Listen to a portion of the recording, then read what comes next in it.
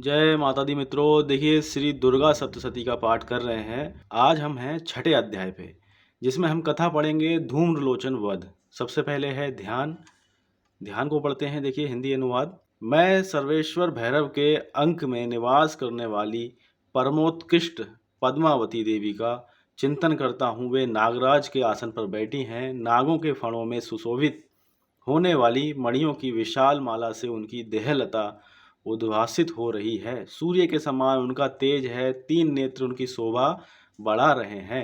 वे हाथों में माला, कुंभ, कपाल और कमल लिए हुए हैं तथा उनके मस्तक में अर्धचंद्र का मुकुट सुशोभित है। ऋषि कहते हैं, देवी का ये कथन सुनकर दूत को बड़ा आमर्ष हुआ और उसने दैत्यराज के पास जाकर सब समाचार विस्तार पूर्वक कह सुनाया।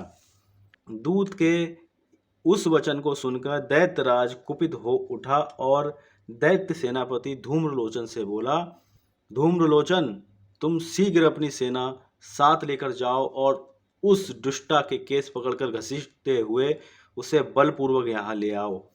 उसकी रक्षा करने के लिए यदि कोई दूसरा खड़ा हो तो वह देवता, यक्ष अथवा गंधर्व ही क्यों ना हो, उसे अवश्य मार डालना। ये लिखा भी है, शुंभ का देवी को पकड़ने के लिए कहना। ऋषि कहते हैं, शुंभ के इस प्रकार आज्ञा देने पर वह धूम्रलोचन दैत्य 60,000 असुरों की सेना को साथ लेके वहां से तुरंत चल दिया। वहां पहुंचकर उसने हिमालय पर रहने वाली देवी को देखा और ललकार कर कहा, अरे तू शुंभ निशुंभ के पास चल। यदि इस समय प्रसन्नता पूर्वक मेरे स्वामी के समीप नहीं चलेगी तो मैं बलपूर्वक झोंटा पकड़कर घसीटते हुए तुझे ले चलूंगा। देवी बोली, तुम्हें दैत्यों के राजा ने भेजा है। तुम स्वयं भी बलवान हो और तुम्हारे पास विशाल सेना भी है। ऐसी दशा में यदि मुझे बलपूर्वक ले चलोगे तो मैं तुम्हारा क्या कर सकती हूँ। ऋषि कहते हैं, देवी के यूं कहने पर असुर धूम्रलोचन उनकी ओर दौड़ा।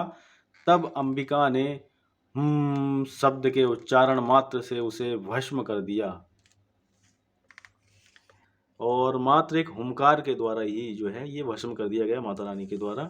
फिर देखिए, फिर तो क्रोध में भरी हुई दैत्यों की विशाल सेना और अंबिका ने एक दूसरे पर तीखे सहायकों, शक्तियों तथा फरसों की वर्षा आरंभ की।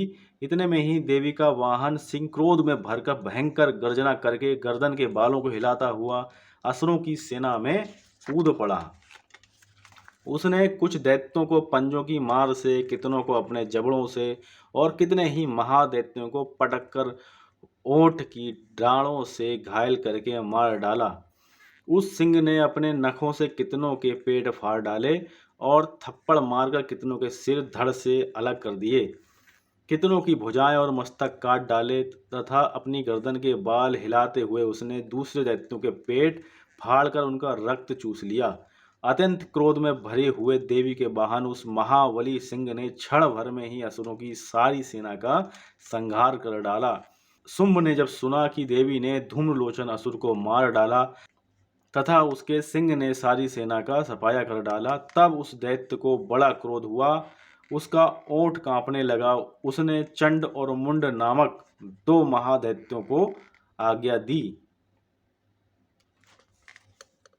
हे चंड और हे मुंड, तुम लोग बहुत बड़ी सेना लेकर वहां जाओ। उस देवी के झोंटे पकड़कर अथवा उसे बांधकर शीघ्र यहाँ ले आओ। यदि इस प्रकार उसको लाने में संदेह हो तो युद्ध में सब प्रकार के अस्त्र शस्त्रों तथा समस्त आसुरी सेना का प्रयोग करके उसकी हत्या कर डालना। उस दुष्टा की हत्या होने तथा सिंह के भी मारे जाने पर उस अंबिका को बांधकर साथ ले शीघ्र ही लौट आना। इस प्रकार श्री मार्कंडेय पुराण में सवर्णिक मनवंतर की कथा के अंतर्गत देवी महात्म्य में धूम्रलोचन वध नामक छठा अध्याय यहाँ पर संपन्न हुआ।